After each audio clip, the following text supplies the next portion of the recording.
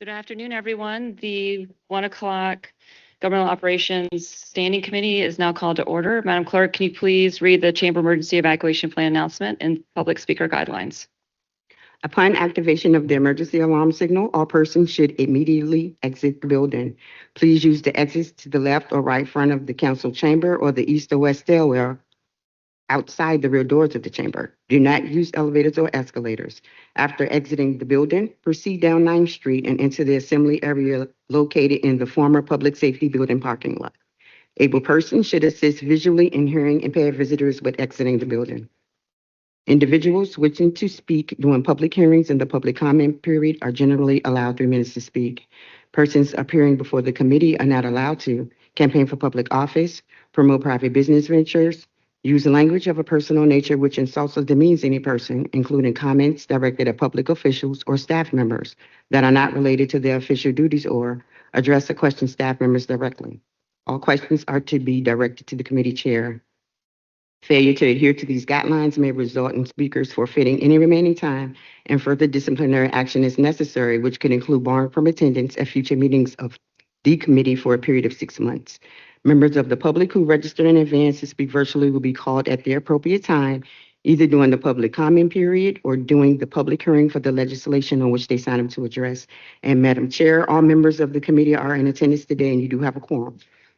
Thank you so much. Let's proceed with public comment.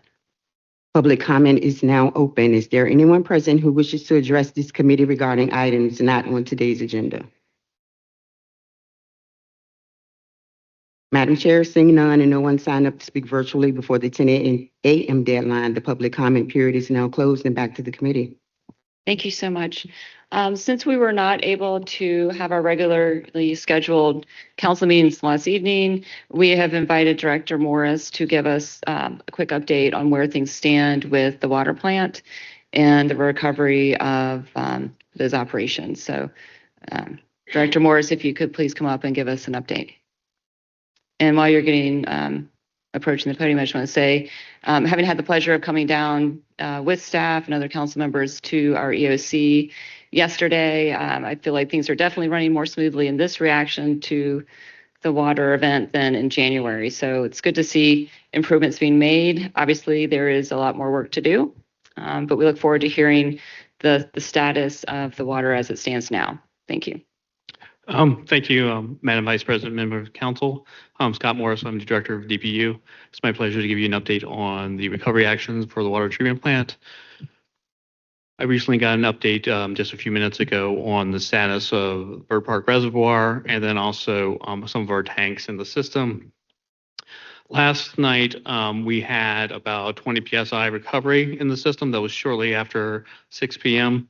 We took some compliance sample that's required from VDH for us to get back into removing the boil water advisory. It's called lifting the advisory. That sample will be coming out of the incubator roughly around 9 o'clock tonight, and we'll get a sense on if that passes or fails.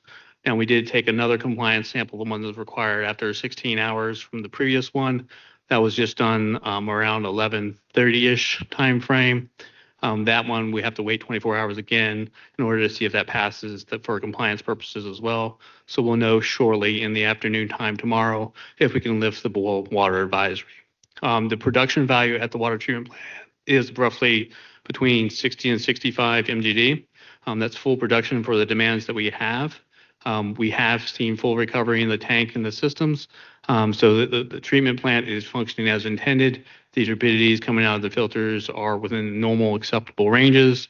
All filters that have the capability of being treated are in service.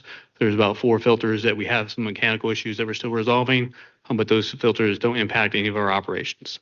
I'm happy to answer any questions you may have or have any concerns. I think we will absolutely have questions, so I'll open up to my colleagues first. Thank you.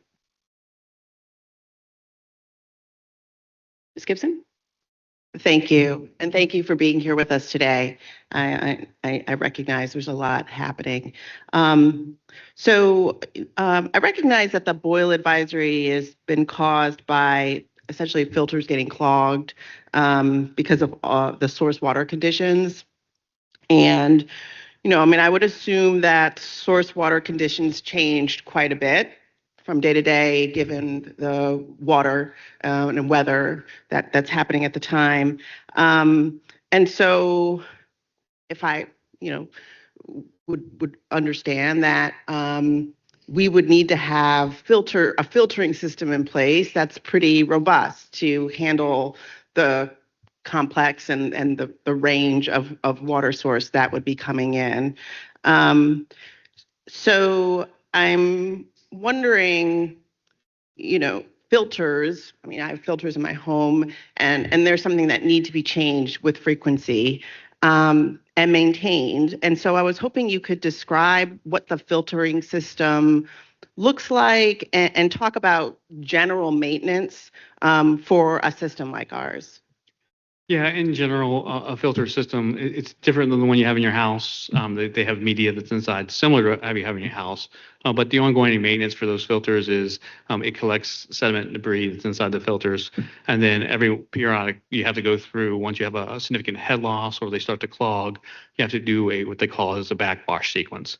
And that's basically just purging the sediment and debris off the filters and going to a waste system. You have to do that periodically to make sure you maintain the effectiveness of your filters. Doing that maintains the ability to reduce your turbidity in your final effluent and removing any type of pollutants or concern. So, so that maintenance that you've described, has it been occurring as it should? Has there been any anomaly in terms of maintenance for the filter system? Yeah, if you look at the way the plant was operating, they were doing backwashes on a routine basis. In this particular instance, they had a raw water source that had a high potential to cause reduced effectiveness in the filters, which sequentially took one filter out on another, out on another, out on another. So they had to reduce production in order to recover the filters. Once they reduced production, they had to go through the backwash sequence, and they're not a short duration. It takes several minutes, 30 minutes, 45 minutes, depending on the duration of the backwash and the air scour. So it's not a quick recovery action. So if you have multiple filters go out simultaneously, it takes a much long, protracted period of time to recover. Thank you. I read an article in the Richmond Times-Dispatch about the oxidation system, and it noted that the system had been offline since winter.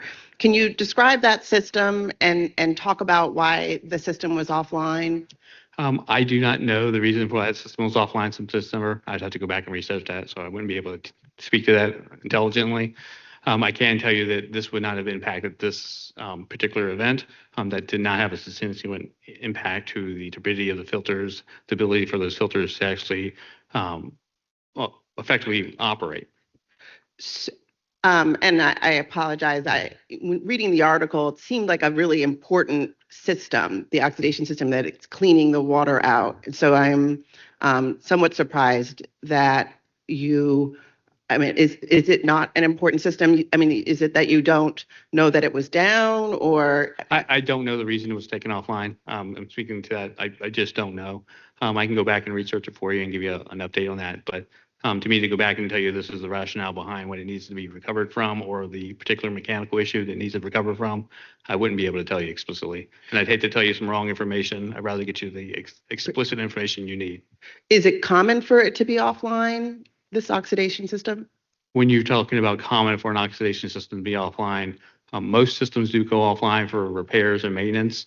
It depends on the severity of the maintenance activities for the duration that a system is taken offline.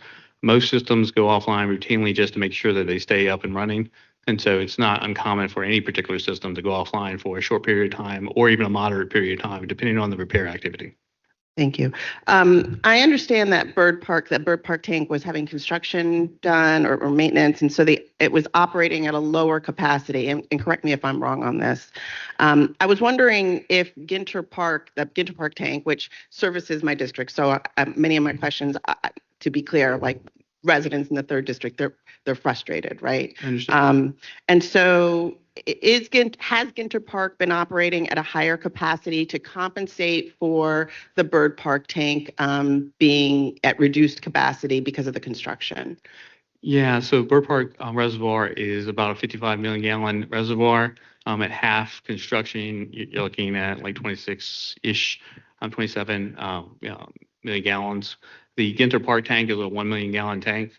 So operating that at a slightly higher elevation would not offset the Bird Park Reservoir tremendously. The Ginter Park Reservoir, the Ginter Park tank was at about 14 feet and some change the day prior to the event.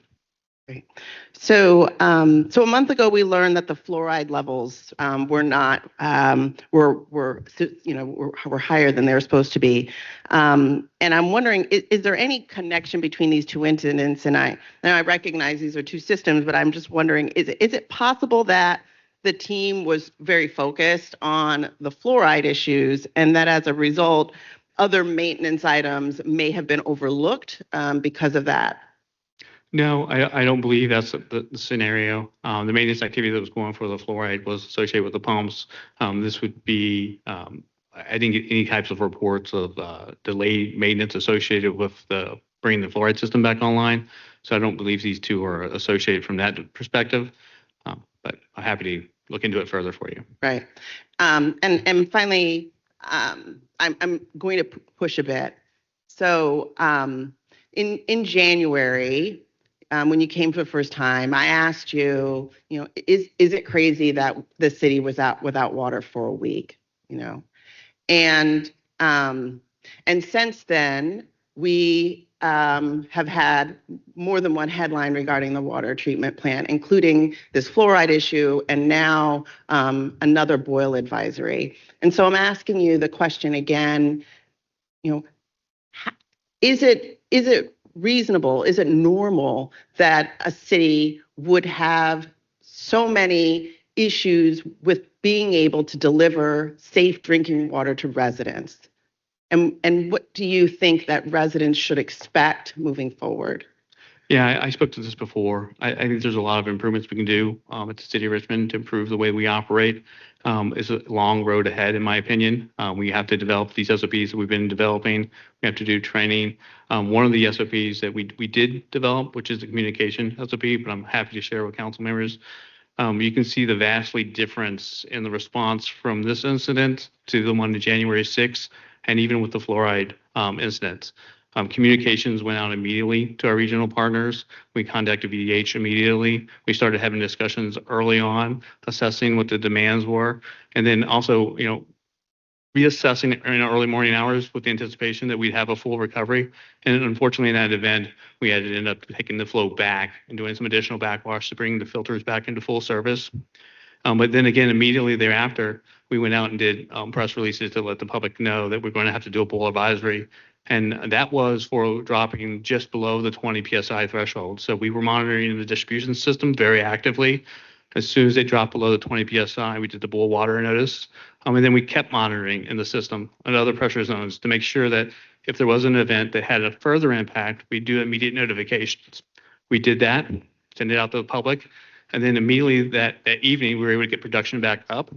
We sent out a notice telling everybody that the pressure had been restored, and we still have the boil water advisory, but we're still moving forward with the recovery.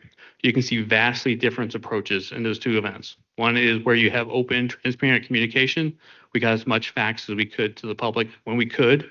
Obviously, when you're doing it in a real-time event, you have to make decisions and decide what information is pertinent. Are you going to be able to recover? Are you going to be able to pull back? And so ultimately, we're trying to get as much information out to everybody so that everybody's informed. That's vastly different. And so that's simple SOP of establishing escalation thresholds, how to communicate to who and when and why, that helped. And so when we go through the process and look at additional SOPs, additional training protocols, all those exercises will add and build upon the knowledge and expertise of our plant operators and making sure that we're effectively treating the water treatment.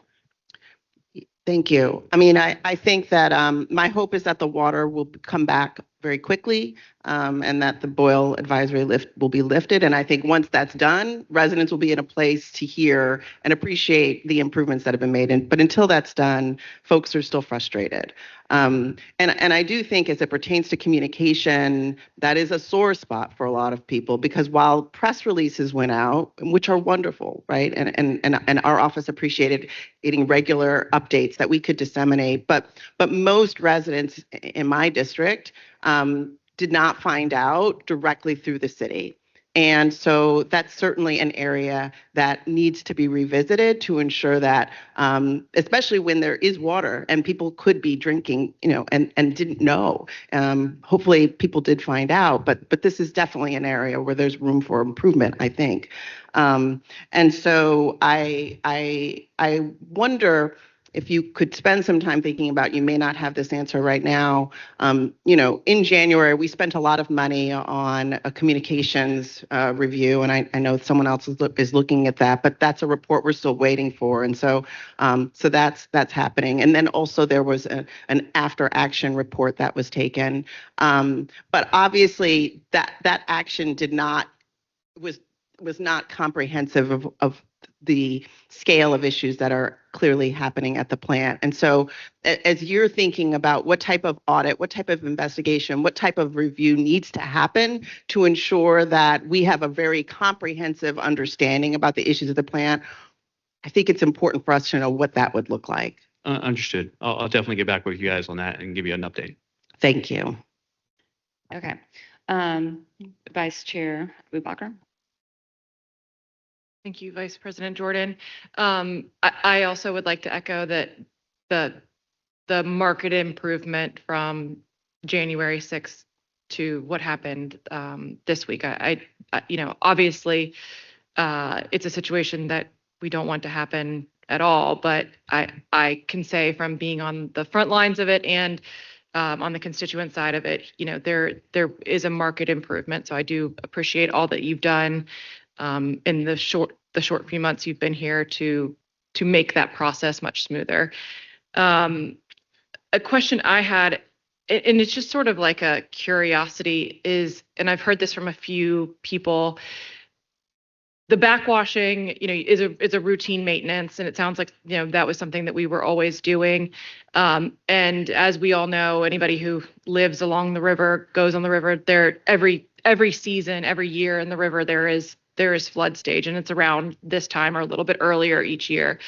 So what have you identified yet what made this year different in terms of like the turbidity of the water? Because we hit flood stage every single year, and then this year, for whatever reason, was the year that it actually impacted the filters. Or was that just that maybe we're actually doing a better job of reporting on that? Yeah, there's a lot of parameters that impact the ability for a filter to process treated flow, coagulation, flocculation. That can range from alkalinity, that can range from a very variety of parameters. Now, what can cause that is if you can have high sedimentation, high turbidity in the raw water, and then you have an exacerbating condition, let's say low alkalinity or any different aspect which could cause your ability to actually settle or treat that flow, could exacerbate an existing condition. So you could have high sedimentation and then another absorbent factor that escalates that per se. We're still having discussions with VDH and our staff to make sure that we go through and do a root cause analysis to determine what was the actual primary impact to the facility. And then once we do that, I'd be happy to report back out to the council members to kind of give a synopsis of the event, the corrective actions that we'll take to ensure that it won't happen again. But until we go through that root cause analysis, it'd be speculative at best for me to tell you what I think it would be. Yeah. Okay. So just for those of us without our PhD in this, I just want to make sure I want to reflect back what you said. So these things happen, but there can be compounding factors such as the pH of the water that could have been one of the compounding factors for why this particular instance caused the filters to back up. But at this point, any of those would be conjecture, but you're digging into it. Right. What I would like to do is have basically a root cause analysis. I'll sit down with my staff, sit down with VDH, and go through some scenario-based case studies and saying this is what we think highly likely occurred. And once we're very confident in what that is, then we'll go through and set up some protocols, some barriers to make sure that this won't happen again. And then I think you mentioned that there are 4 filters that are still, or they're not offline, but they're still going through maintenance at this point. Did I hear that correctly? That is correct. We have about 22 filters, 18 of them are in service and 4 are out of service. Okay. but they're being currently worked on. Yeah, there are being currently worked on. A couple of them have parts on order, and we're waiting for the manufacturers to send the parts. As soon as those parts arrive, we'll be putting those filters back in service. Great. And then what about South Richmond last night happened? Like, what is the factors of South Richmond? Was it like, I know that one of the things for Ginter Park was that it was a smaller water tower. It was surprising to see that South Richmond, had to go under boil water advisory due to PSI last night. What would be your suspicions as to why that happened? Yeah, so we watched or monitored very closely when the entirety of distribution. We actually had a team of dedicated professionals running around taking pressures without all the distribution systems. And one south, the one you're referencing, was floating just above the 20 psi. So we were closely monitoring that. Typically what happens is when residents come home, they use water, there's a higher demand on the system, and it actually pulls down the pressure within the system. So although we were floating just above 20, it dropped just below 20. And to be an abundance of caution, we thought it would be a prudent to go into a boil water advisory just to make sure that we protect the health of our residents. And so we did that as a precautionary measure. That's greatly appreciated. And then my last question is, I know that I think your middle name could now be Standard Operating Procedure. What are maybe some SOPs that are coming out of this particular instance that you're identifying with your team that may need to be built up now? Yeah, so there's already a plethora of ones. One is a filter backwash sequence SOP that goes over the standard protocols. What's the duration? How you do it? What's the head loss that you would do it at? What's the time interval that you would do a backwash sequence at? What's the demand that you would do a sequence at? And then there's also protocols if there's any particular maintenance items that we would warrant. And we would also implement basically a standard operating or preventative maintenance item to correct any deficiencies we note in the system. Thank you so much, Director Morris. Thank you. Well, my colleagues have touched on a lot of the questions, obviously, that I've been getting. But, so I'd want to circle back to a few just for further clarity. The first is the reservoir under construction. I mean, would it have made a difference if it was at full capacity? It would. And so if that was at full capacity, you would be able to float a little bit and divert some of the flow around the system. They got up in the early morning hours at 10 mg, and then they slowly got up to 20, and they went up to 55 eventually, but then they had to drop back down between 25 and 35. If you had additional capacity in the reservoir, that would in essence have bought you more time to recover the filters, and you most likely would not have had a boil water advisory. Okay, well, I think I understand that we have another year plus of the reservoir being at this reduced capacity. What can we look at to try and augment that capacity to give us more buffer should other events like this occur? So that is going into a discussion we had at the facility, which is, maintaining the elevations in those tanks as high as possible. This is a challenge because you also have to monitor water age in the system. And if you just keep things topped off, the water age in the system gets old. That causes some water quality concerns, and you may have a health impact. So you do have to cycle tanks and reservoirs up and down so they can reduce the water age and keep that fresh water in the system. And so that's a very, very razor edge type discussion. We have escalated some of those elevations to try to keep them in upper capacities, but we're all going to have to monitor it and make sure that we don't cause a water quality impact. That's something we really don't want to get into. Okay, is there any chance we can speed up construction on the reservoir? I can definitely talk to our engineers and see if there's any way we can expedite some of it. Once you get into the construction, though, it's a little bit a long, protracted process. Okay. Just any additional redundancy we can have, obviously, we need in this city. Two other follow-up comments I had, just when it comes to communications. I mean, this, again, a refrain from the last time. People can understand if something happens, but what they really lose their mind over is not understanding what's happening. And I feel frustrated, and I don't think it's for full discussion in this meeting, but when we get through the lifting, I look forward to the moment where we lift the boil water advisory. What can we do to make sure that we have a system that is not dependent on opt-in? Because I'm not satisfied with the numbers of people who are reached through that system. And I know that's not under your purview, but it directly affects everything in your operations.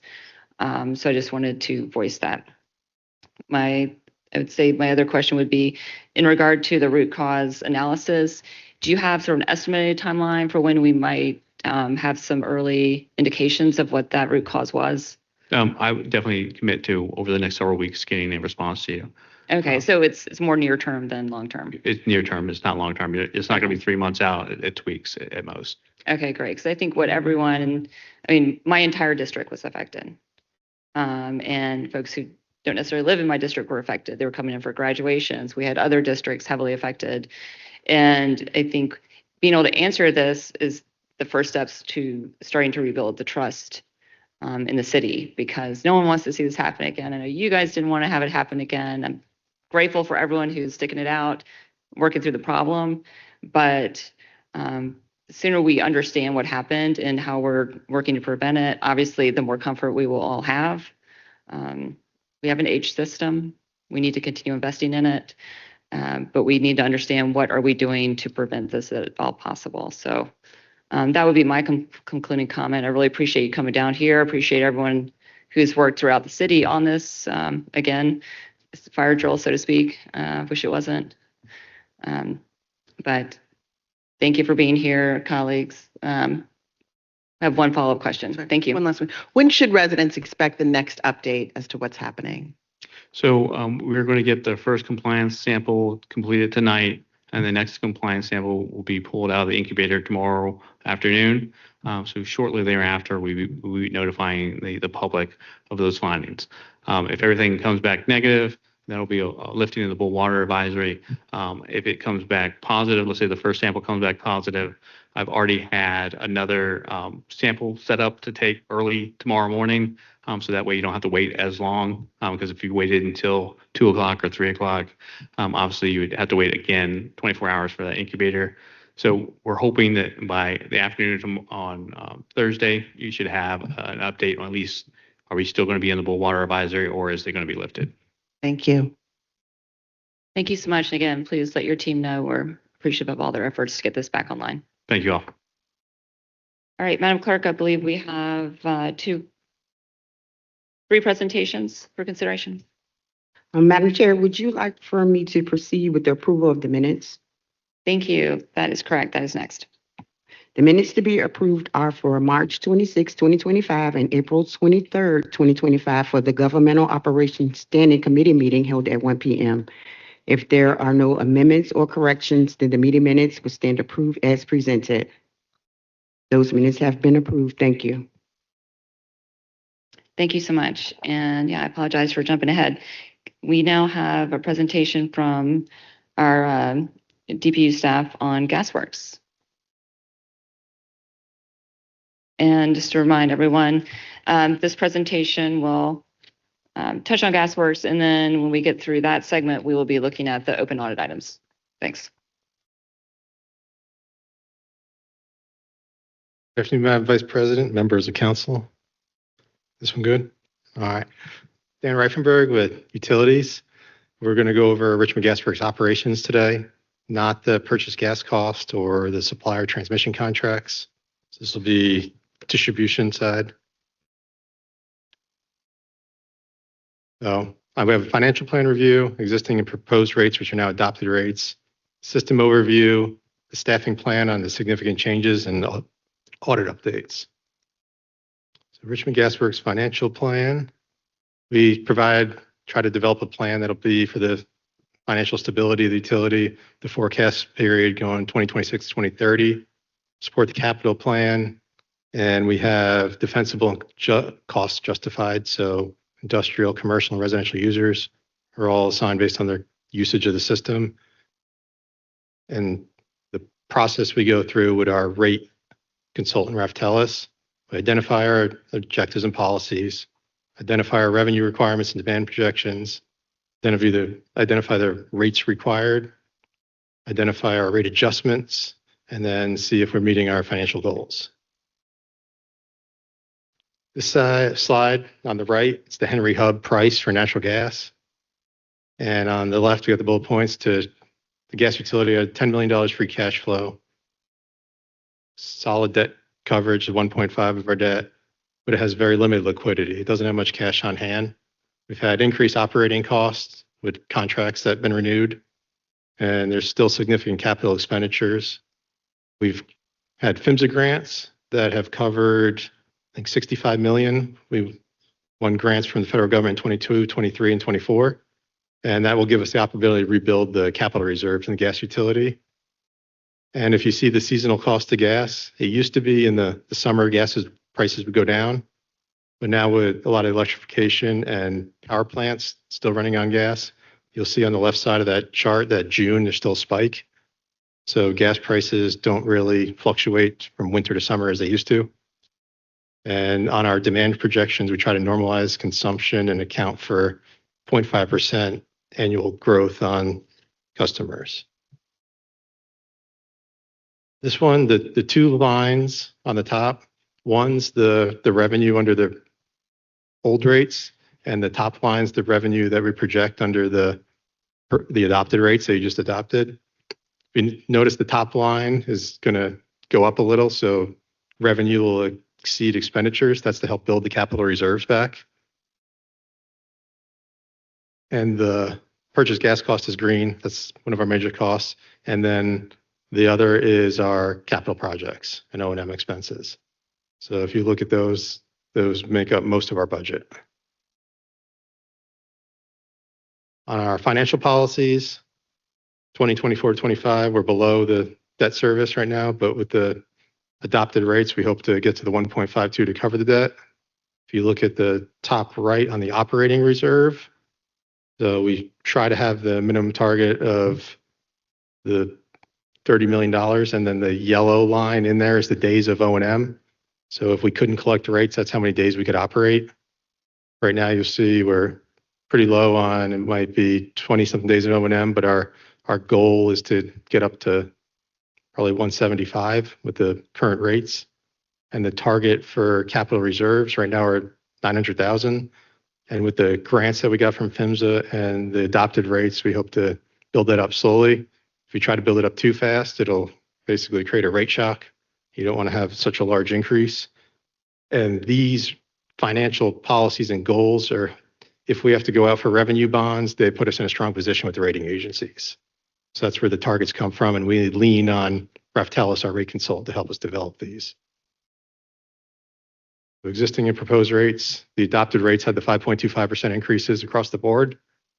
Every 5 years or so, we do a cost of service study, and that's when you could have rates that don't just go across the board. They're for each individual type of user and how they use the system and what their fair share should be. So transport, they're all transport, large volume, residential, all got the same rate increase. Moving on to the system overview.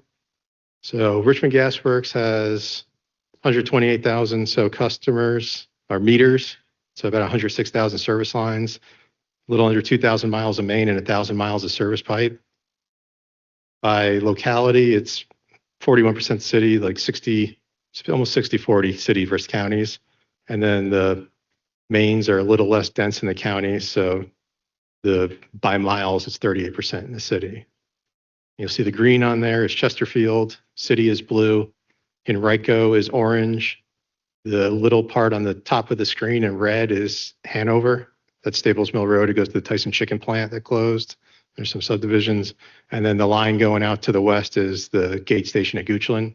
There's no customers on that. It just moves from a city gate station where we take from the transmission companies and move it into the distribution system Richmond Gas Works operates. Current renewal areas, this is our cast and ductile iron remaining. So the dark greens are the hot spots. A lot of them are the old low pressure systems. This was a plan started in 1993. We hope to be finished by 2033. We have around 150 miles remaining. And you'll see a lot of it is the core of the city has been complete, and the remaining dense low pressure areas are kind of outside the downtown center. So that's the oldest part of the system that's remaining. And then you'll see where the Henrico has the green clouds. That's where it was built out in Henrico in the early 40s, 50s, 60s. Our staffing plan, not much has changed significantly except in one area, our construction contracts. We had a contract renewal. The price went from 19 million to 29 million.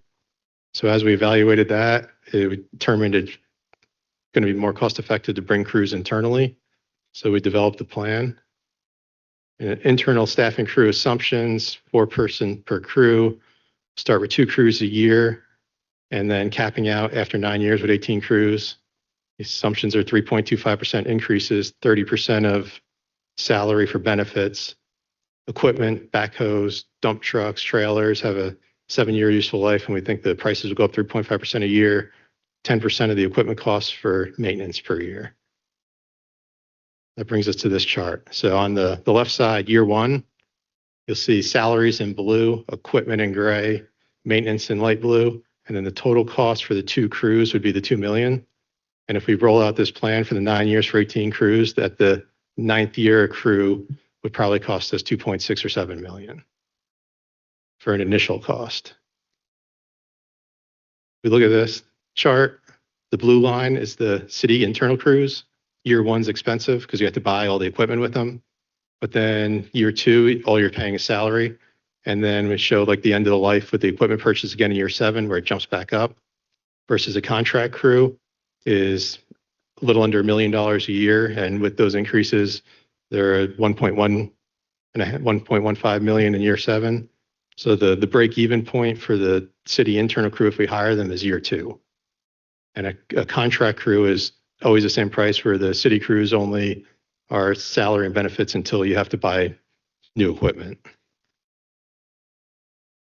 If we had done this and this was the last year of this, and we were going to put the 18th crew on this year, and we had 16 crews existing, the internal crews would cost us $500,000 each existing crew, and $1.1 million for each new crew, and then supervisors and management about $1.7 million. So the annual cost, if we were complete now, would be about $12 million for internal crews, versus our contract crews. The 18 contract crews are going to cost us $16.8 million this year. Move on to the audit updates quick. This is a little out of date now. We've had another high recommendation closed today. So there's 41 open and 2 high closed. Almost all of them have been submitted to OCA. I don't know if you want to go through each one of these, or. If you wouldn't mind just going through the high priority ones, those All right. are the most important. All right. So the high priority billing one has been submitted. We're waiting for comment. Recommendation number 1 on 2025-03 is submitted. We're waiting for comment. Recommendation number 3 on 2025-03 was submitted. We're waiting on comments. 05, that was the one that was closed today. The warehousing ones, we're still waiting to get all the main warehouse approved before we work on the wastewater warehouse, except the main saver one for the user scrub. So we submitted that to OCA also. So you'll see a lot of in progress for the wastewater ones, waiting for the main warehouse ones to be closed. And then we can apply the same processes that are approved to the wastewater warehouse.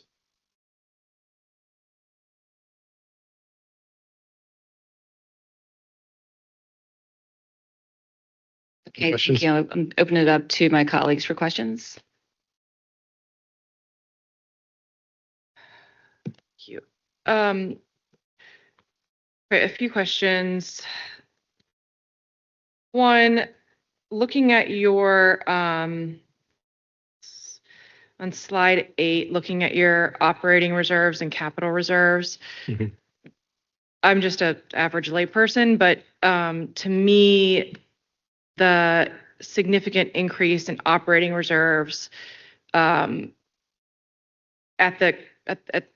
essentially at the expense of the ratepayer. I mean, the rates will go up, and we're continuing to invest in what some may see as a antiquated system.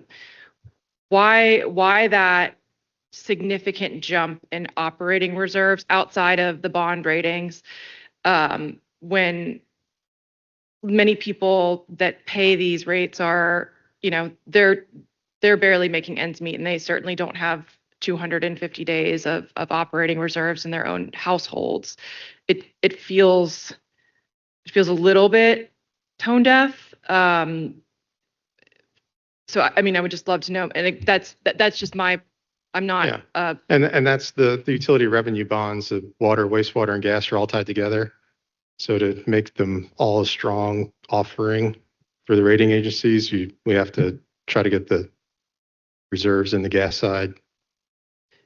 if, and I really don't know this, if GasWorks is, I mean, it's semi-independent agency, is there ever a play in which we separate GasWorks from the other utility bonds, or is that? I'd have to talk to a financial person on that. I know it's been tried in the past and it didn't go through. But the revenue bonds are the three utilities every time they've been issued. Okay, I'll follow up with that. And then in terms of, so again, looking at the reserves versus capital reserves, which is much less, but again, anecdotally, I know that the gas system itself is highly antiquated. I mean, in my neighborhood alone, there's persistent smells of sulfur in the air, and many of our Department of Public Works projects are on hold while we wait for gas lines to be fixed. Again, why would we not be investing more in ensuring that our infrastructure is safe and secure versus operating revenue?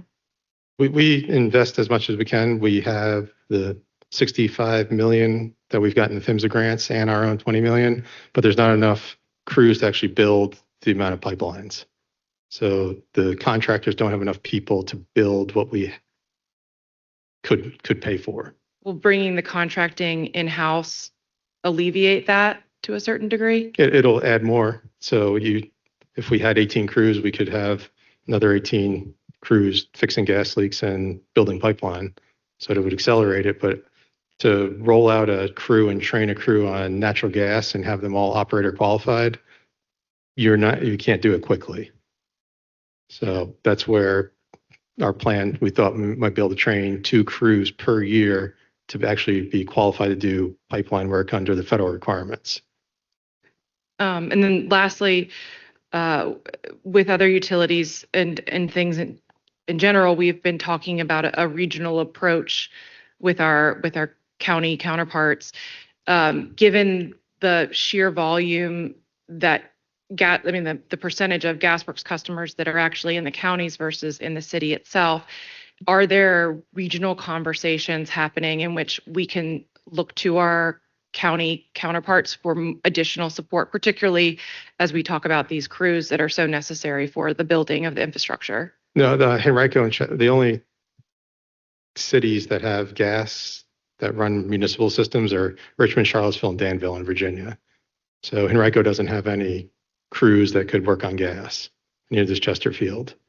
And the contractors, I think there's probably 40 crews.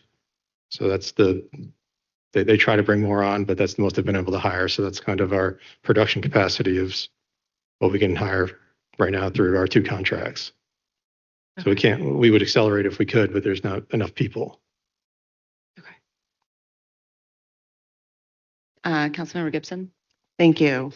Question for you on slide 7, if I'm reading this correctly, there are 2 bars, one showing revenue under proposed retail rates and the other showing revenue under existing retail rates.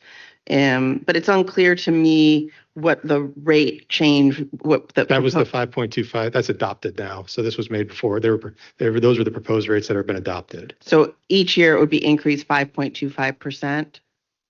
No, I think that's with the 5.25%. That's what if we have enough, if the assumptions that we made on like grants and revenue that will exceed, our revenue will exceed our expenses, and that was built in the capital reserve. Understood.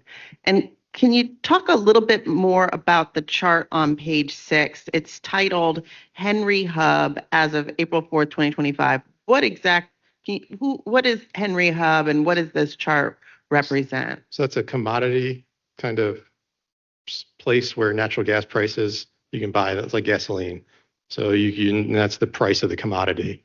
and it will track over time. You'll see what, if you bought gas, it's $3 or $2 up to $4 or $5. So you can see the trends that used to basically be high in the winter and low in the summer because natural gas it was a lot more for heat, and now there's a lot more for power generation. So in the summer, it still stays high because we're generating power with it. And the 125% benchmark, what does that reflect? Which one? There's like a dot on page 6, slide 6. Well, that's the chart that they have. It was 125% increase over the time the chart was clicked on. So it's just a tracker from a baseline that was in the Henry Hub. This is like a public website you can go to. Understood. And so how does this impact your, average consumers who are relying on gas? What does this mean for folks? So that would increase that would be the purchase gas cost adjustment we do monthly. So if gas goes from $3 to $4, and we would do a purchase gas cost of, again, assume a 25% increase, which the purchase gas cost is the portion of your bill that's the pass through. Understood. Thank you. No problem. Thanks. Yeah. So obviously, Gasworks is of great interest to a lot of folks in the city for a number of reasons. One, they may depend on it for their hot water or for heating. We also have a lot of interest in the city about our climate change and the effects that that's having on us every day. So it's no secret, we've had these conversations before, that my goal would be to see a path for the city transitioning towards renewable energy. And it's really hard to see that coming to fruition when it doesn't feel like it's being seriously considered. And we're so locked into this existing infrastructure. For the what? With the existing infrastructure that we have. And then layered onto that is the fact that it's a revenue source for the city. And then layered onto the top of that is the customer base in the counties. But I'm hopeful that our Public Utilities Commission can get into some of these meaty conversations with your department, with our neighbors, because it is very concerning to me. And it's hard to look at these charts and feel great about continued increased rate costs. The huge margins here, like I'm looking at page 7 of our expenses versus what we're layering on top of what we, purchased for the gas. And then realizing even next year, even with the rate increase, we're barely making the financial plan work. So I feel like I'd requested this, I think 2 budget cycles ago, a renewed master plan for, strategic plan for the gas works. And I realized that did not happen, but the one that we have is woefully out of date. I think we're now like 12 years out on it. Because a lot of our master planning goes through our PHMSA requirement for integrity management. So that's where we do frequency of failure times the consequence of failure gives a relative risk to replace the highest risk pipes. And that, right now, the highest degree of respect for everyone over Gasworks. You guys are just epitome of professionals, and I appreciate everything you do to bring in grant money, make sure that we are as rapidly as possible addressing the leaks. I just have a philosophical difference whether we should be continuing to address leaks and not try and pair off some of these branches of our system. Because it is expensive. People are transitioning off natural gas. And so it's just it's a large, challenging question of how do we balance all these different competing interests in a changing financial climate, challenging financial climate, challenging environmental climate, and the rest. For the operations, we're not going to repair leaks. We're going to repair the leaks that we find. We're not going to let them sit. And the pairing of the system, if there's no customers on a part of a pipe, then we abandon it. But if there's a customer on there, we still have to serve. So that pipeline remains. I But we just, don't leave pipelines with no customers on them. oh, understood.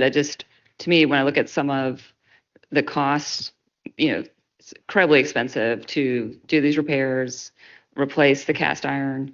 What would it cost just to buy people out and install, electric? I don't know. Exactly. I don't think we've ever taken the time to try and figure that out, and it would, I'm sure, require outside expertise. But when we're looking at the scale of the finances here, I feel like that's a question we have to ask and invest in understanding the answer. And it may be that it doesn't pencil out, but it's a conversation I wish we were having. Any other questions from, let's see, my colleagues? Okay. I just have one more question. Mhm. Vice Chair. Is there ever, again, I'm new to all of this, is there ever a rate difference between individuals, residential establishments and commercial establishments? And then similarly, is there any rate differences for those who choose to come on to gas works, not because of essential needs like heating, but because they choose to have a gas stove, for example? There are rate differences between residential, commercial, and industrial. So once you hit a certain flow rate, that's part of that cost of service study. So a large industrial that uses the same flow every day isn't a big pull on like peaky demand. So they get a rate of a certain amount. Whereas if you don't use the system all summer, then you come on in the winter, it's like building a highway. We still have to have the highway that's 4 lanes wide for capacity, but you don't use it all summer and then in the winter. So you still get assigned your portion of how we have to build the system capacity to that user group. So there are different rates for each class. And that's when the cost of service study every 5 years will try to redistribute the rates based on how that class uses it. So if an industrial customer uses very consistently, it's easy to build a plan towards, they should use less than somebody who uses it very peaky and intermittent. So is the burden on the individual user more than the commercial user because of that? No, and that's where the Reptelis helps us put all those together. I don't know the exact burden of the system, but an industrial customer uses more. So then you still have to build bigger pipes because the more consumption. So it balances. I don't know the exact who uses what percentage of this capacity, but that's in our cost of service studies and readjustments. And then to And Vice President Jordan's point, are we creating any sort of financial barriers to the choice of natural gas versus? No, if you request natural gas and it meets our net present value calculation to break even in 15 years, then you get a service for free. If it doesn't, you have to pay contribution and aid of construction to bring it back to a break even in 15 years. So if you're going to use gas logs versus heat versus cooking, it doesn't change your rate you get charged. But if you use heat, we may recover our rates faster, so you won't have to pay contribution aid versus someone that just wanted gas logs. Is that model based in code or is that just? That was my question. Yeah. Oh, good. Is that model based in code or how? I mean, what is the dictating? I think it's the main extension policy that we have. It's just been a policy, so it is something that could be changed. Yeah. Okay. No, these are all great questions. And I think that is something that this body would appreciate, follow up outside this meeting. Main extension policy? Yes, like where do we have discretion when it comes to setting rates? There's some things that we do not have discretion in. But is the ROI formula something that can be revisited? If so, what frequency? Industrial customers versus residential, county versus local ratepayers. I know we've had this discussion before, but Yeah, I don't think we can charge different rates based on where you live. well, I think there's something to be said for if we're having to lay, 5 miles of connecting pipe versus a quarter mile. That's the difference that everyone is having to pay in our city. Not everyone is in the county. Well, if it was the 5 miles and it was $5 million Mhm. and it didn't meet the rate of return, then they'd have to pay contribution aid up front. Mhm. So, But at 15 years, and is 15 years the right number? So I'm not asking you on the spot to Okay. provide this information, but if you could get it back through our staff, I'd appreciate it. all right. Yeah, but nobody gets a discount because their project was more expensive. So it's because the longer the line you're going to run, the more expensive it's going to be, and then they'll have to pay more contribution aid if they don't meet the rate of return, versus a short line that uses less gas and makes less revenue would still have to pay contribution aid if they didn't meet the rate of return, unlike the $1 million versus 5. Okay, well, it'd be helpful to see what goes into that formula. Yeah. So thank you. Much appreciated. All right, Madam Clerk, I believe we have another presentation.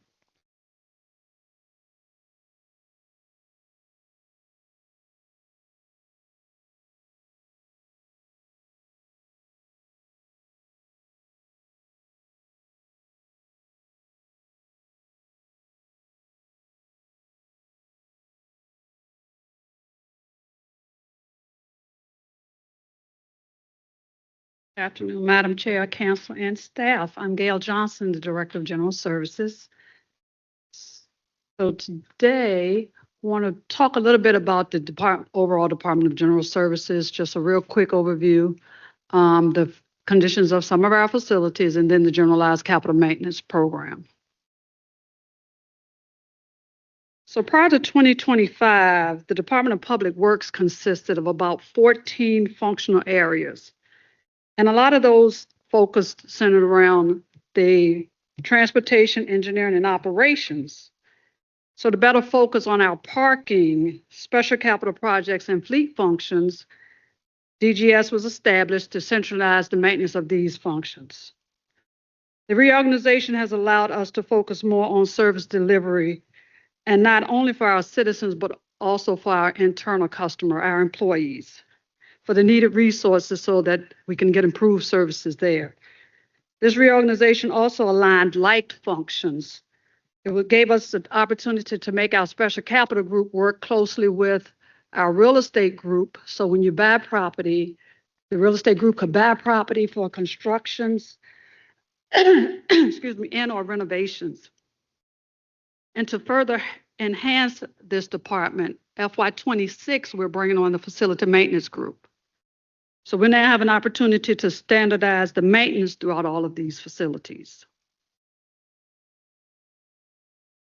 A general org chart for the General Services Department includes our parking enterprise, fleet maintenance, special capital projects, real estate, and FY26, we're bringing on our facility maintenance. And a little bit about the facilities that we maintain in facility maintenance. We maintain over 74 facilities, and it provides about 30% of our facilities work is done by in-house staff, skilled laborers, and custodians. This area also is supplemented for security through our security contract. We do not provide maintenance for DPU facilities. We do not provide maintenance for Rex and Parks facilities, and we do not provide the school facility maintenance. So some of the key terms that you'll hear throughout this presentation as it relates to maintenance in our facilities. Preventive maintenance is our routine scheduled maintenance that, if not done, it leads to failures and major repair needs. Capital maintenance is our long-term maintenance that enhances the functionality and extends the useful life of our facilities. Deferred maintenance is the needed maintenance that, if delayed for whatever reason, and in most cases is the funding that we have our deferred maintenance, we run into, again, situations of failure.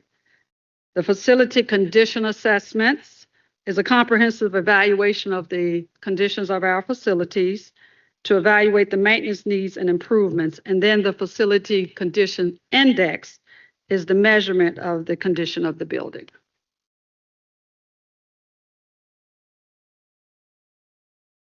This chart just gives an example of the scoring for the facility index. It ranges good, going from 0 to need replacement at 100. We've got in 2019, we did a facility assessment on 70 of the general services buildings and 6 of some DPU facilities. We are in the process now of updating those assessments on our facilities.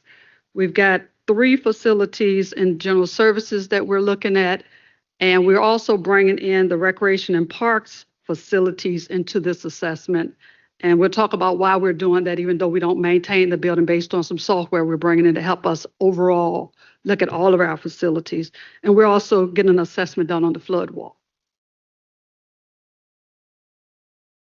So based on the 2019 assessment, it is estimated today that we need about $295 million in deferred maintenance. As we continue to reassess our facilities, we should see better facility indexes in our buildings. And we're in the process of implementing a new software that will help us better track the maintenance work being done in the facilities and allow for a real-time update of both the facility index as well as the deferred maintenance cost. And with this tool, we'll be able to prioritize our maintenance work and request for additional CIP maintenance funding.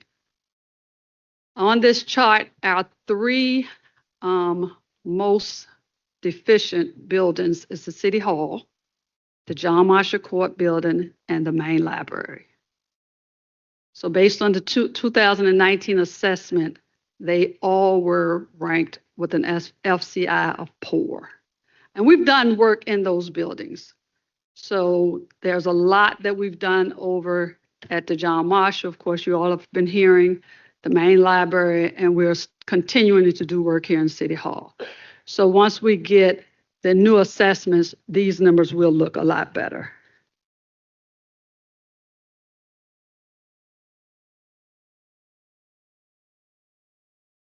So our generalized capital maintenance program, prior to FY23, the capital maintenance CIP for building maintenance was based on individual buildings and specific projects within the building.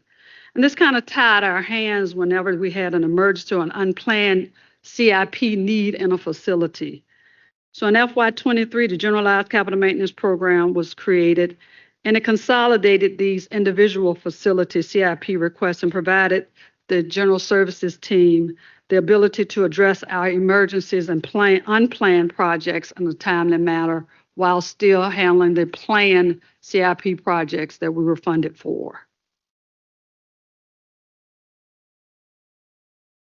So looking at the last 3 fiscal years, the generalized capital maintenance has averaged about $4.5 million each year. FY26, we've adopted a CIP maintenance budget of $16.1 million, which only $11 million of that is dedicated to general services facilities.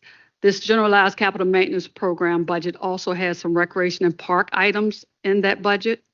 So just looking at the general services portions of that overall $16.1 million, that leaves $11 million for the general services projects. And that only covers about 4% of the overall maintenance need within the buildings.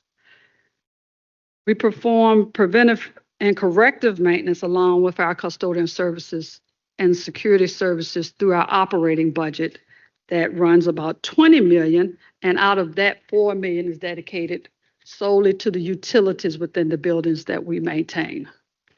So that gives us the $16 million to do operational maintenance within our building, to include our preventive maintenance, custodian, and securities.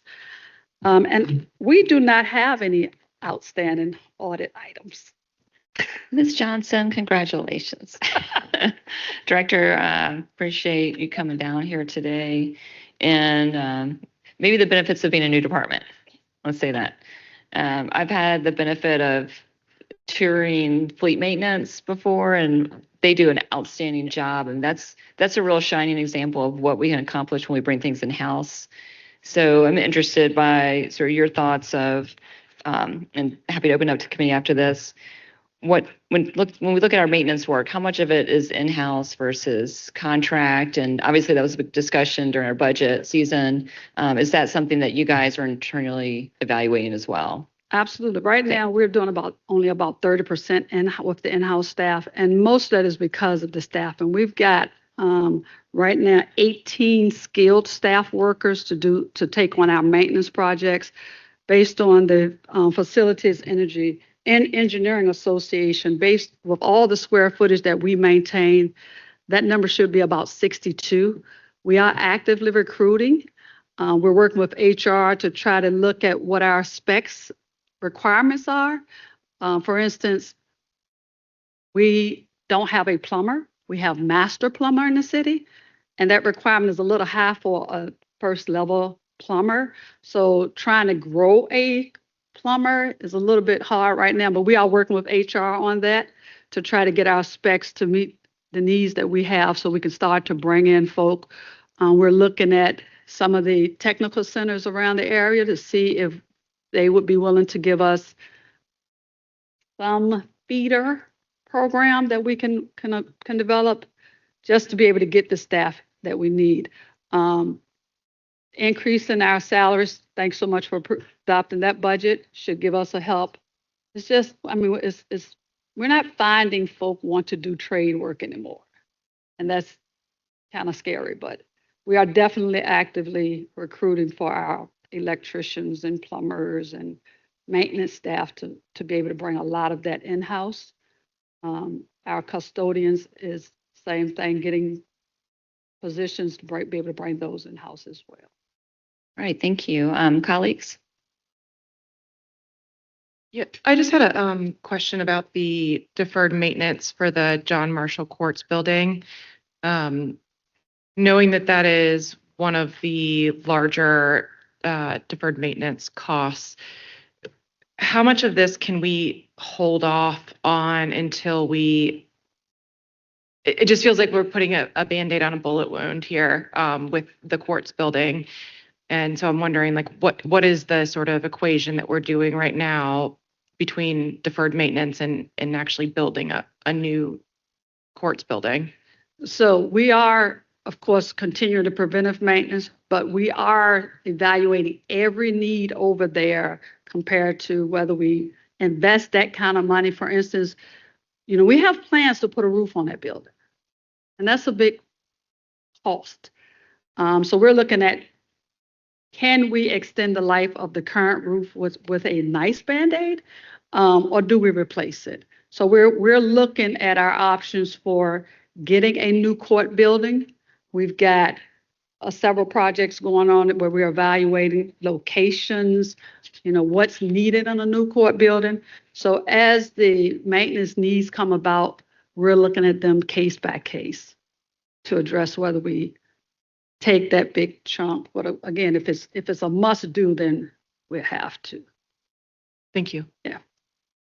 Councilmember Gibson? Thank you. Appreciate this presentation. I'm wondering, so just to be clear, with the overall deferred maintenance, we're looking at an amount of $295 million, but annually, this year we've got $16 million in the budget. So there's a deficit in being able to address all of the deferred maintenance that's necessary. Do you have documentation, or can you talk a little bit about what are the types of maintenance items that are driving the $295 million cost? When I think about these types of costs, I think for residents, the concern is, well, if we're not paying for them now, we're going to pay more down the road. So if you could talk a little bit about what are some of the things that are in that $295 million deferred maintenance estimate, and what is it costing residents that we're not taking care of these problems? Does that make sense? Yes. So just looking at the big three that's driving, systems within the buildings are a big. So for instance, City Hall has the riser valves that runs our waters through for our HVAC system. That needs to be replaced. That's a $20 million ask. if we did it all at one time, just for City Hall. You're looking at chillers and boilers in these buildings because of the age of the buildings is the big driver. To your point, yes, the longer we take to and continue to defer this maintenance, the higher the cost is going to be. I mean, inflationary factors are built into that. So I can't tell you what it actually and how it would affect directly outside of the cost. I mean, the cost for an individual household, or whether or not it would be even worth it to invest what's needed in some of these buildings as opposed to replacing. I would have to look at each building individually to come back to that 295 million. So noting the 3% inflation factor, so that means that this number, this $295 million number, it's not in today's dollars. What time frame are these costs estimated through? From our 2019 assessment, using the 3% inflationary to now. Understood. And so what are the things that, given the current fiscal year or next fiscal year estimate of $16.1 million that's been allocated, what are the core things that are going to be used for those dollars? So we're going to continue with the riser valves in this building. I'm sorry. We're going to continue repairs of the riser valves in this building. We're replacing the other chiller in this building. We're doing security upgrades and the escalator going down from 1 to G in this building has to be repaired. And then we have elevator work that's needed. When you look at the John Marshall Court building, we're considering the roof and the elevators. And then for the main library, the boiler and the chiller, we started to replace that. We've got lighting upgrades needed there. And the porch surface is in need of replacement, resurfacing there. So those, and again, just looking at the three, and we've got small, like 730 building got issues that we need to address. I can give you a whole plan of what we're planning to do with the generalized capital maintenance money for 26. And I mainly focused on these three for this presentation, but I'd be glad to give you the plan for FY26 out of those funds. Thank you. And so, when we make an investment in something like a new HVAC system or a new chiller, or even roof or window repair, I mean that can also result in some savings. Can you provide any estimates of what the savings we will see potentially when some of these updates are made? And I think as we look at our next budget development, it would be really helpful, I think, for the body to understand where capital investments here could also result in general fund savings.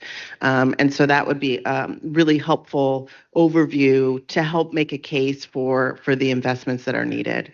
Okay. And as we, just like your home, if you replace your HVAC unit, you gain that efficiency and lower electrical utility cost. So that's where we will see most of our savings. Whether we will see a savings from replacing the riser valves, it would definitely keep us from flooding out and having to have an insurance claim and extra funds needed on the operation side to replace anything that's not covered by the insurance. But definitely we'll take a look at where we could gain. I might not be able to give you the exact dollar amount, but in general, what areas of the operating budget we could possibly gain some savings as we continue to upgrade. Wonderful. Thank All right. you. Thank you.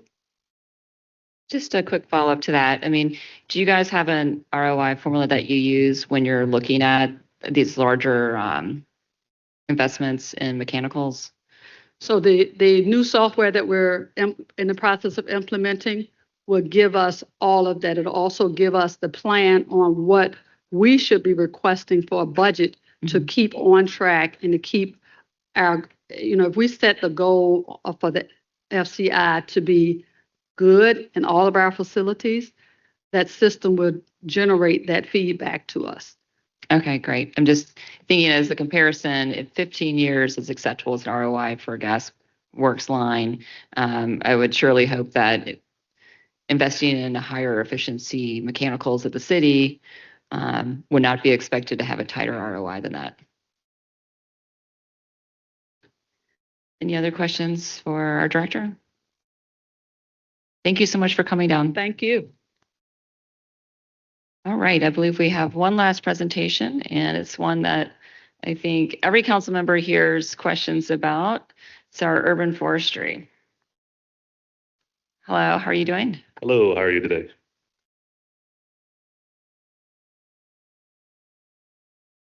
Madam Chair, members of the committee, I am Dr. Teron Richardson. I'm the Operation Manager for Urban Forestry, and I do have with me my colleagues who share in the work that we do. I have Michael Webb, who's our Urban Forester, Sam Lilly, who is our head arborist, and Torrance Robinson, who is our Deputy Director.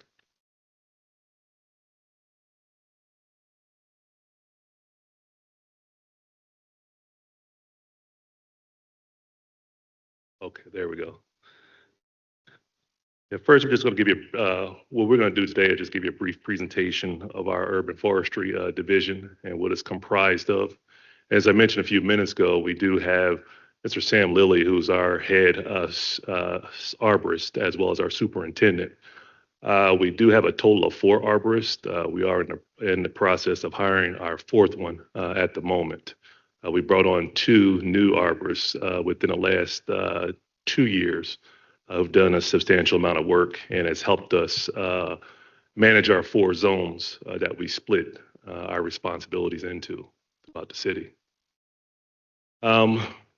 We do have a number of our maintenance requests that come in, and they do come in from 311 as well as from other areas throughout our city. But they are our main ones that we get on a day-to-day basis from our 311, as well as other areas that may come in from your liaisons, may come in from the mayor's office, and other areas throughout the city. We do work on a 24/7 basis to make sure that the city is protected and safe. We have our on-call staffing, who we rotate weekly in our division. We also oversee our debris management. Whenever there's a major storm that comes through, we have to devise a plan throughout the city where we divide the city in different regions, where we have all of our collective departments and public works come together and to be able to clear streets and to remove debris wherever it's a safety issue throughout our city, mainly our right-of-ways. Our permit issuance, we do handle that. Our arborists, they do review those permits that do come in and give approval or denial based upon our criteria that we do have. And we also do a lot of work within the community. You'll see our arborists go into different community events and different things like that, to talk about and showcase what we do throughout the community. We do tree removal, and a lot of people always ask, well, what's the criteria? We basically go off of 3 criteria, and that's determine if the tree is dead or is dying or diseased, as well as if there's any structural defects. But the main thing is to make sure that we are scheduling our work properly. But the main thing that we go after first is issues that deal with street closures and safety.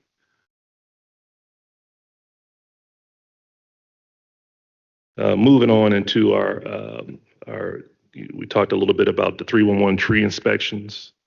As you can see, we've done a great deal of work in FY25.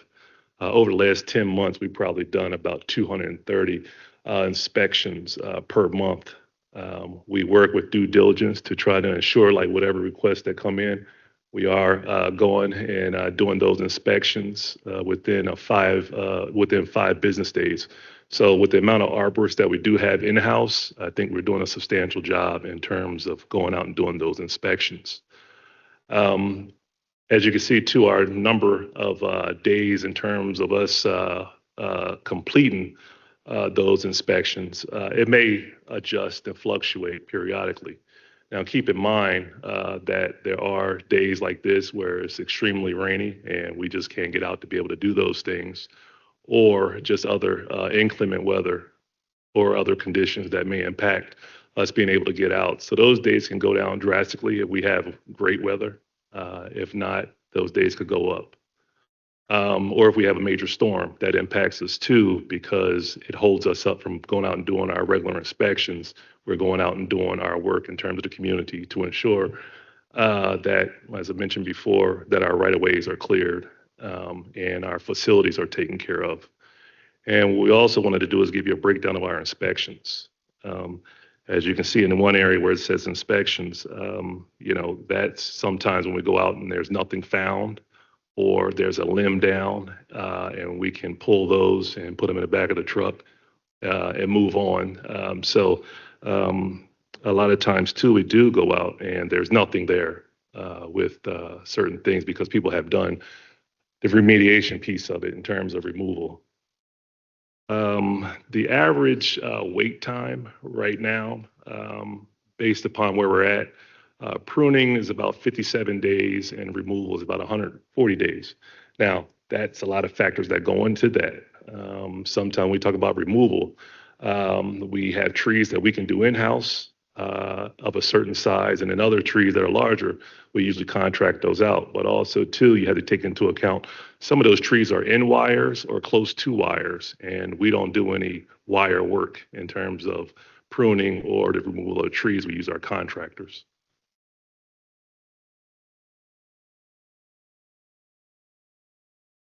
I just wanted to be able to showcase the folks who we do use that do give us help in terms of our day-to-day operations.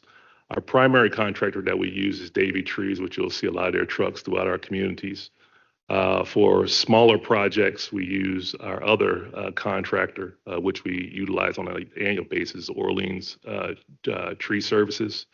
But also, too, for smaller projects that are called in terms of smaller pruning jobs or smaller tree removals, we use Commonwealth Trees. But also, too, we do a lot of work, as I said, in the community. We do have our tree stewards. They're folks who are in the community who do help us with many things in terms of not only the educational piece in the community, but also, too, if, they can do work, our smaller work that we can give out that gives us a hand in terms of the pruning and things like that, mainly for sidewalk clearances and things like that, bike lanes that you may have, they'll be able to go and clear those. We get our trees, we use James River Nursery to go purchase our trees. And then too, we have folks that go and plant the trees. So that's Plantscapes. So far with our canopy, I know we have over 120,000 tree sites. We have about an estimate of about 76,000 trees planted. So that's given, we have a stock in about 63%, but that's also, may change. And I'll let our urban forester talk a little bit more about that in terms of the master plan, where he can talk a little bit more about where we're trying to go and how we're trying to in terms of our plantings and things like that, and how we're trying to move forward with our canopy. Our last study of our canopy was in 2010, where we have approximately 42%. We had a 42% urban canopy. So once again, the master plan will talk a little bit more about that. We've been very successful being a part of Tree City USA for over the past 33 years, and we want to continue that. And just to give you a brief overview of the species that we do have currently planted throughout the cities, we're right under 10%. And based upon our research and understanding of the trees, the species that you should have in a community is that you shouldn't have more than 10% in terms of any species that you do plant within your community.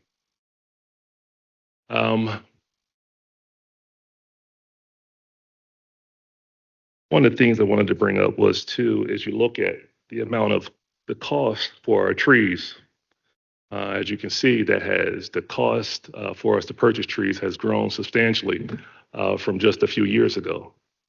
So, what we could plant yesterday with the amount of money that we have within our budget is much different today.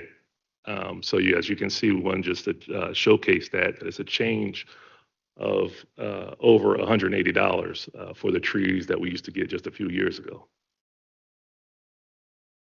And Les, I'm going to turn it over now to our urban forester so he can talk more about our overall master planning and then what they're doing on the on the planning side of urban forestry.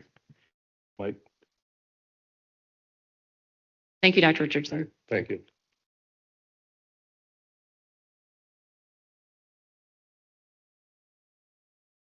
Good afternoon, Governmental Ops Committee. I'm Michael Webb, Urban Forester for Department of Public Works.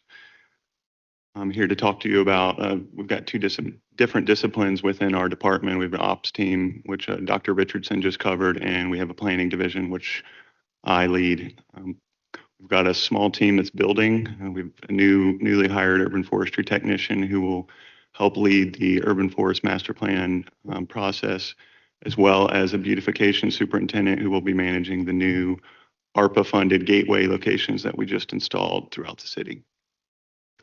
So in terms of our division for the planning team, our sole focus will be starting the urban forest master plan in early summer. We just got executed contracts, so we should have a kickoff within the next month or so.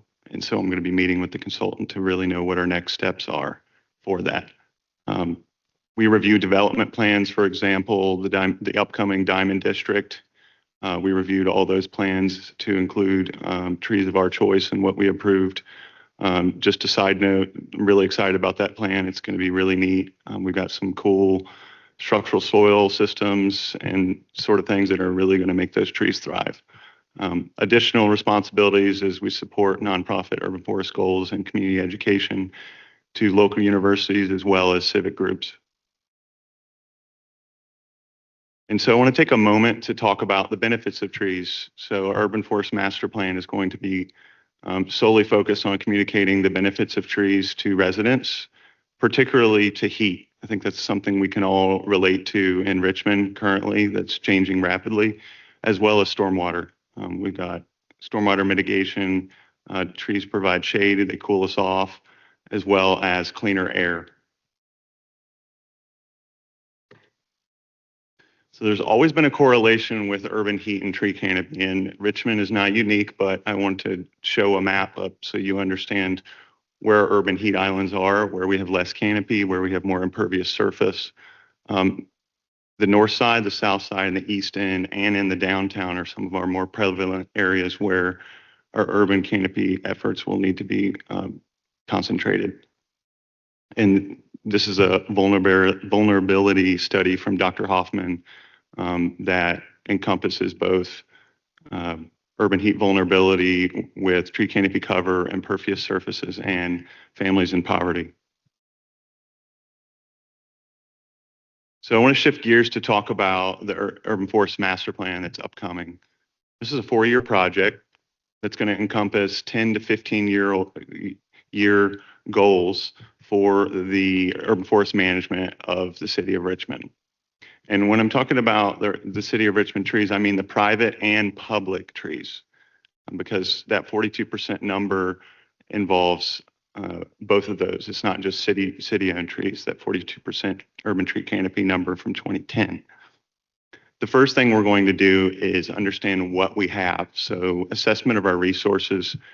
So we're going to perform an urban tree canopy assessment.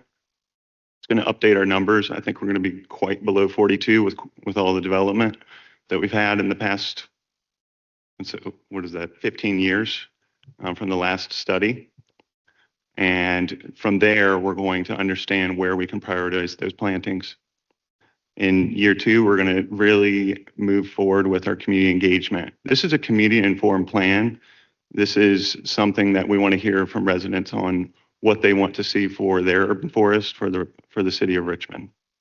So we'll host community engagement workshops and surveys to really understand and educate residents on the benefits of trees. Years 3 and 4, excuse me, how do we get there? That's our long-term planning. That's where the plan will be drafted off of that community engagement and the assessment work.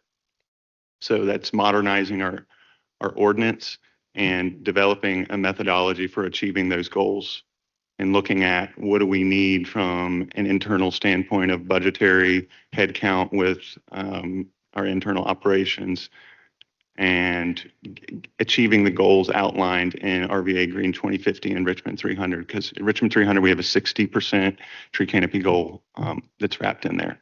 And so we're going to intertwine all of that into our Richmond tree plan. So our division received ARPA funds. And so we planted 950 trees to date with those ARPA funds, and we plan to plant another 1,000 by the end of calendar year 2025. Additionally, those ARPA funds were used to beautify the city and create gateways, as I mentioned earlier.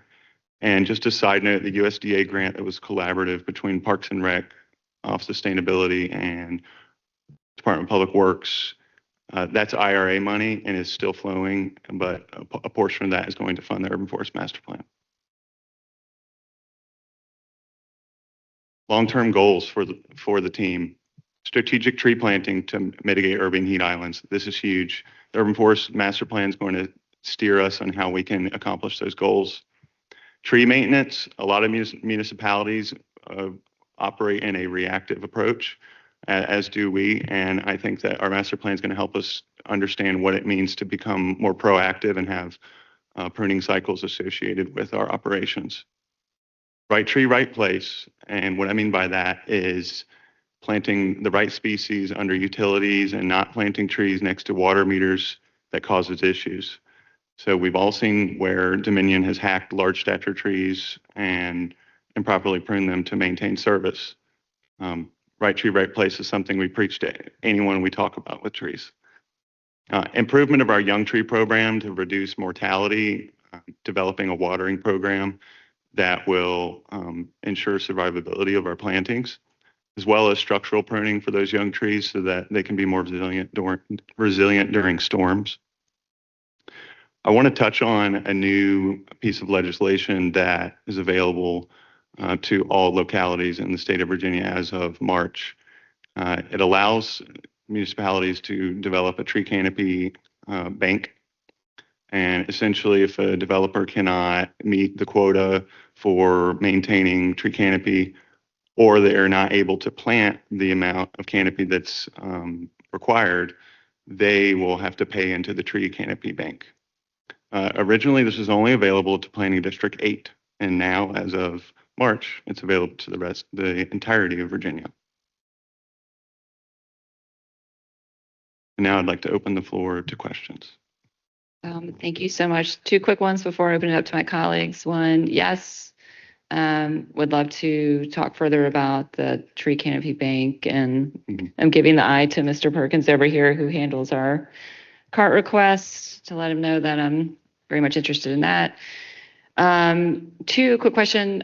So delighted that you are here in the city. We worked really hard, fought to get this position created. I think trees are immensely important for a variety of reasons, which you outlined, most of them here. Little curious about some of the ARPA funding. That was a community-led project. I think everyone back in the days of having to participate only virtually was going through these surveys, what was important to them. We came up with priorities. City Council worked on that budget. That was put forward as a recommendation from the mayor. Urban Forestry Master Plan was one of those things I fought for. I don't remember gateways ever being a topic, and I'm curious what this beautification superintendent position is. Can you please help me understand that a little bit more? Because it seems, I don't remember that ever in any of the ARPA discussions. Thanks. Good afternoon, Madam Council. I'm Torrance Robinson, Deputy Director of Operations for the Department of Public Works.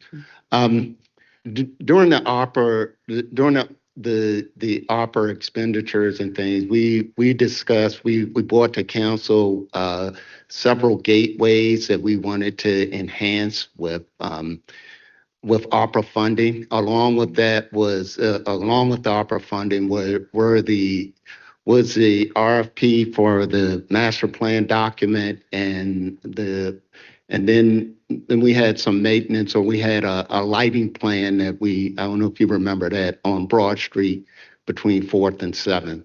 So in combined with the lighting plan on Broad Street, we had some other gateway enhancements, and it's minor landscaping throughout the city in each district that we've discussed and that we're doing. And that responsibility is with Michael's unit now, where we need a superintendent to maintain not only those gateways, but also we have places like roundabouts on Monument and throughout the city. So we've separated those responsibilities from operations to more of a detailed or designated team that can address the beautification throughout the city directly. I mean, is it more of a technical position or in the field? It's more of I would describe it as more of a gardener, a landscaper, and we do have those skills in operations. However, operations, we wanted to dedicate them to more of the higher level, above 15 feet tree assessments and preventive maintenance and things that we do that are more related to safety than the landscaping and beautification side. Okay, I feel like I So have the further pruning questions, and- but I'll save them for offline. I appreciate Okay. that clarity. And I just want to also say, I'm glad you highlighted the tree stewards. And all of our partners, they do fantastic work augmenting what the city is able to get to. And yeah, we couldn't come close to keeping up with our maintenance without those dedicated Richmonders. With that, I'll pause and open it up to other questions. Thank you. Representing the 4th district, which is, I know, the needy baby of urban forestry division. I did have questions related to on, I guess, like page 1 of the arborist service zones. It seems to me that the way that these are broken up, I'm just selfish, like the west part of the district is massive, and yet we have probably the highest need and highest canopy. Is there any consideration to recalibrating these zones so that there's less actual area that you're concentrating on? Or like how are each of these it's like each of these arborists is designated to 2 zones, correct? Correct. But what happens is in areas where the work is much more. Good. You got it.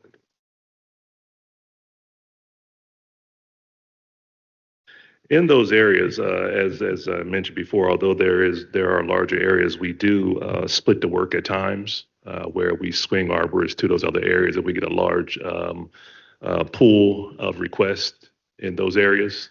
Right now, as I mentioned, we're down 1 arborist, so we're all sharing the responsibility throughout the city. But that's what we end up doing when we talk about our planning as we go each month in terms of planning.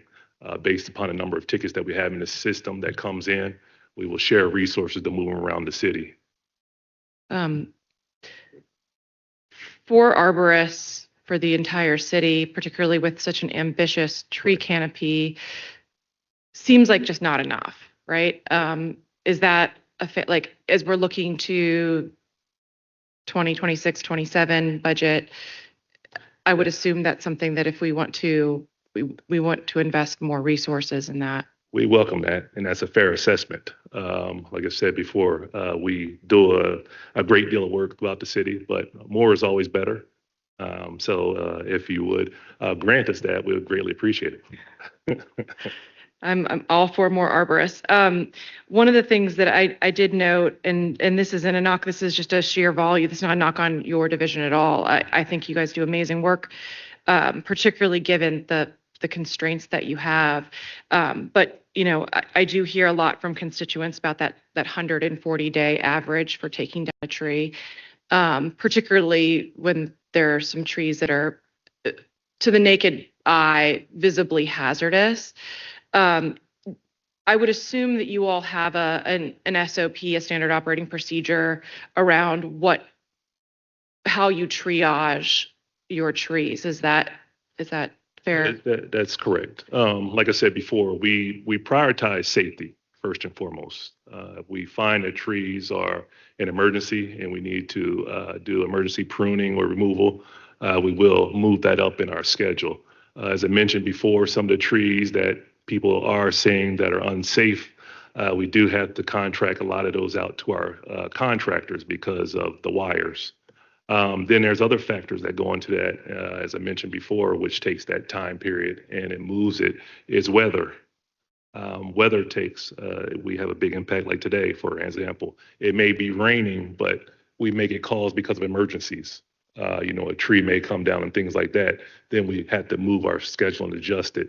So that's where, you know, it takes some time. And if I say we were in a perfect world where there was no major storms or different things that may go on, if the tree may fall, we would be able to clear a lot of tickets, but there are just a lot of factors that go into it. And then sometimes we go to locations and we also have to talk to the residents because, you know, some areas where one neighbor may feel like it's a safety issue, the neighbor that's across the street may say, no, we don't want that tree down. So then we have to go into another mode of that when we have to get the assessments done where we will utilize the services of our urban forester to come out to talk a little bit more about, you know, why this tree is safe or why it can't come down. So, you know, there's just a lot of factors. And then the other thing is too, we put notices up that we're going to, you know, prune or take down trees, then cars are parked there. So it's just a lot of factors. So we would like to take it down a whole lot more, but there are just a lot of things, a lot of factors that impact the way we do our business.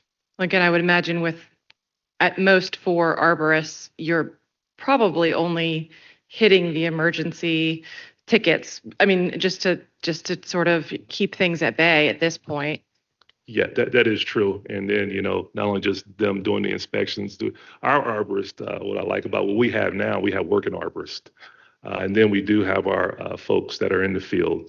We're trying to ramp up staffing in terms of the folks that we do have doing the work, you know, in the field. I think sharing some of those SOPs with, if you want to share them with council members or so we can share them with our constituents. I know many of my constituents will ask, you know, why does it take so long? You know, why this tree, not this tree? So I think anything we can do to support that work and to educate the community. I know Mr. Webb came to Oxford last year and did a great job talking to that community. But I'd welcome any talking points from you all. And just to that point, Adam, we are the realignment or the reorganization of the division was to address some of these things too. As you can see, we have a robust canopy with so we wanted to align it with planning and operations and landscaping also. So we do look to add more arborists to our staff. However, we did want to align it in the right perspective. Mr. Richardson mentioned a lot of things that they do. One of the things that, just to put things in perspective, we just recently finished clearing debris from a January storm. And that's really not necessarily due to the amount of staff, but to the way that citizens put out their storm debris and things like that. So those things impact what we do. And along with that, they have to review plans for development and you know, before arborists, and that just impacts the timeline of what we do. And we do have to prioritize safety. So there is a litany of items that have to be checked by this staff, by the arborists, and by the maintenance crews too. But realigning Yeah. it, I think is pointing us in the right direction. The master plan will align what we do with our development, with projects, and with an overall sense of what the citizens want. So we feel we'll be better prepared in the future with the amount of staff that we need and with what we plan on increasing our tree canopy and how we do that. Thank you. I'm amazed at what you get done just as of right now. So thank you. Yeah, and just want to remind folks that back in the day, I think we had one arborist. So we are making progress, and that's always the goal. Incredibly excited about the master plan. But as themes emerge or opportunities, let's not wait for that master plan to be finished and adopted. Let's get these ideas moving forward. The tree bank is, I think an obvious example there. So keep us informed as you're moving forward, and would love to sit in the next Urban Forestry Commission. I understand that's meeting now, and there's so many exciting topics that one can cover in trees, whether it's like the circular life of trees and what we're doing with our forestry here. But anyway, appreciate you guys coming down. Had one last question. Oh, sorry, Councilwoman Gibson. Thank you. I have a question just about the budget, like both this year's budget and next year's budget. Can you talk about what as obviously we look collectively at public works overall, so we didn't have the ability to see to really talk nuance in terms of your specific budget. So it'd be helpful to understand what your budget is for outsourced services, particularly, for contractors and community partners. So what is look, I'm not looking for it down to the penny, but just really big picture, what is the budget for outsourced services in this year's budget? And then is there an additional amount that's that was projected for next year? And I'm curious to have a sense of, to understand, roughly what percentage of work, tree work, is done by outsourced service versus the in-house team that we have.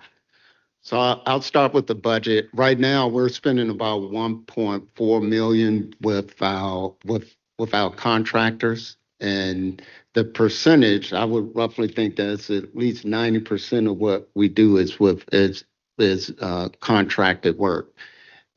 With the exception of what we talked about, which is lower lying vegetation, which we're bringing in-house, and some of the pruning and stump removal and things that we can do with in-house staff. But yes, of that 1.4 million, probably about 1 million is on tree removal, and the 500,000 or the 400,000 is on planting. And we have an aging canopy, and we're in a transitioning state. So a lot of the trees, like Michael talked about, right tree, right place. Currently, our tree canopy, our tree inventory, we don't have the right tree in the right place. So those trees will have to be removed, or they've died, or they're decaying. So we spend the majority of our money on our budget on tree removal through contractors. Understood. And so is the $1.4 million, is that going to be flat then year over year? Typically, it has been flat. We are supplementing funds in FY26 with transportation dollars for trees that are in Central Virginia transportation dollars that we'll be adding some funds to this budget so that we can do more tree planting and tree removal. And we do have funds from ARPA dollars, where we're planting more trees in this current fiscal year and next fiscal year. And if we were to bring some of those services in-house, are there any limitations? I mean, what would be the primary limitations in bringing services in-house beyond the challenge of hiring folks? Are there any other limitations that we should be aware of? I can let, I don't know if Sam or Michael, you want to speak to that? Good afternoon. I'd say right now, the biggest hurdle is one, the hiring process, the staffing is just not a very large group of people to pull from. It's a very specialized field of people that are even willing to do the work. Climb 80 feet up in the air and with a chainsaw. We're also limited, I would say, a bit by our current equipment. We have an aging fleet of equipment.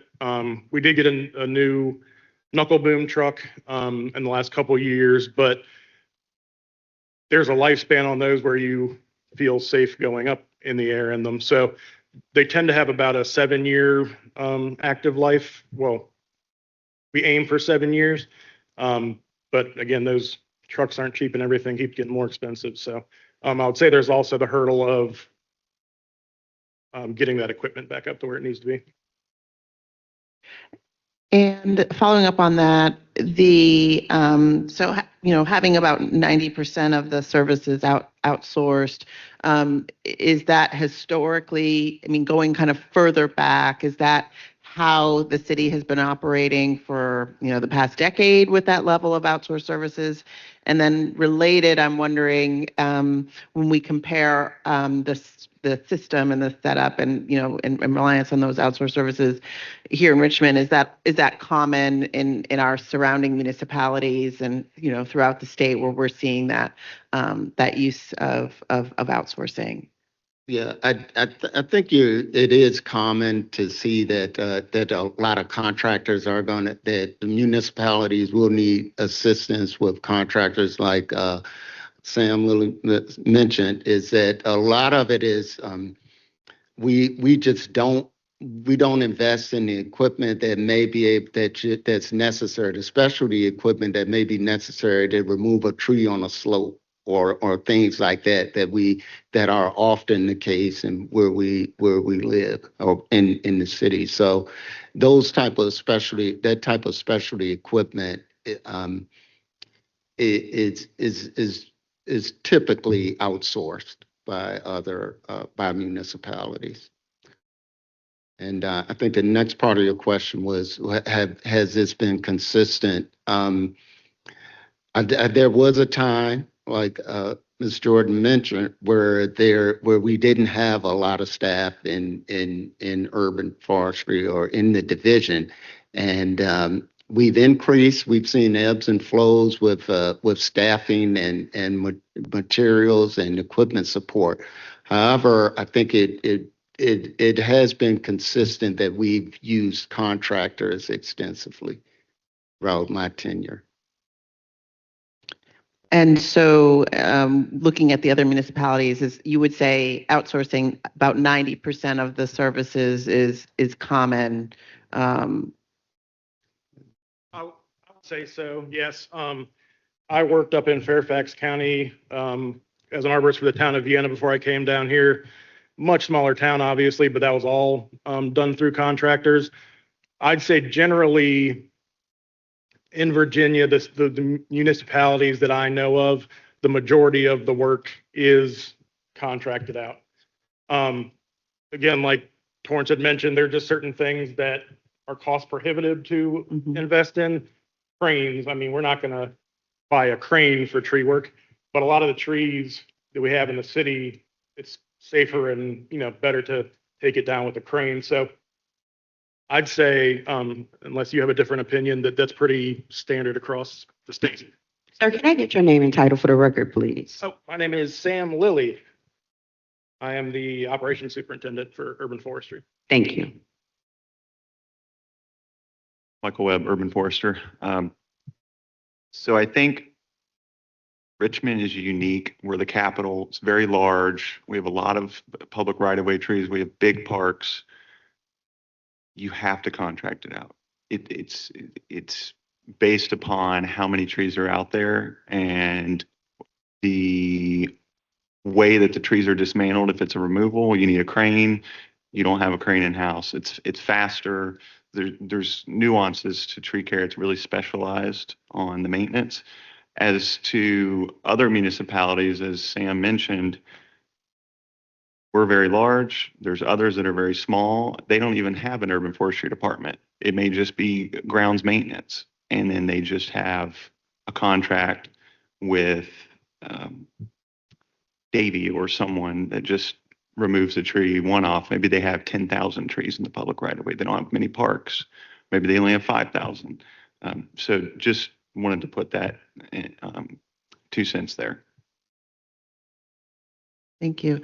And so, how are the contracts structured with these various partners? Is it a certain amount that each one has? Is it somewhat open where, there might be some variance? And how do you select who's doing what? It's generally, well, this is the first year we've had 2 removal contractors. We're able to award to 2 different companies. So we're kind of feeling it out. They have been about allocated half and half this year, but as we learn, there's some things that certain companies are better at, responding more quickly, or having a crane that they can get in the next few days, that kind of thing. So right now, it has been about 50-50 for the current fiscal year. Thank you. All right. Well, this has been a very, I would say, robust conversation. Thank you, everyone who works on our trees for the city. We've had a busy agenda. So I think with that, we have a couple more items, but team, thank you so much for being out, and please stay safe Thank you. in the work you do.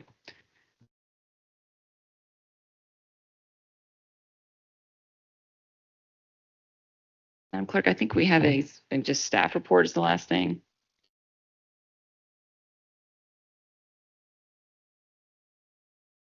Chair Jordan, thank Yes. you. Will Perkins here from staff. Just wanted to share a couple of action items I captured in this meeting, as well as preview our agenda for your June meeting. So from DPU, I heard 4 items that we're looking to get from them. Review of the oxidation system and progress to restoring that. Record of maintenance completed since January of this year. Any preliminary information on an after action review for the events this week at the water treatment plant, as well as the main extension policy for the Richmond Gas Works. From DPW, who we just heard from on urban forestry, we're looking for the SOPs related to how they prioritize particular requests while promoting safety. And finally, your meeting for June is scheduled to include a presentation from the Human Resources Department about employee engagement and training, as well as a report from our office on an update on our research of reports due to the council from city agencies and boards and commissions. Thank you. Okay, on the June meeting, because we had to push last night's council meeting to June 2nd, colleagues and staff have been discussing the possibility of shifting the June GovOps meeting up to June 11th. That would allow any papers that are introduced June 2nd or June 9th to be heard prior to the final June meeting. And just would like folks to check their calendars, please, colleagues, on whether or not June 11th would work as a reschedule. And again, that would be the June meeting, replacing the later June date that's on the calendar now. So we will circle the wagons, as someone that we hold dear likes to say, and confirm that with the clerk's office. Does that sound good? Okay. Thanks, everyone. This meeting is adjourned.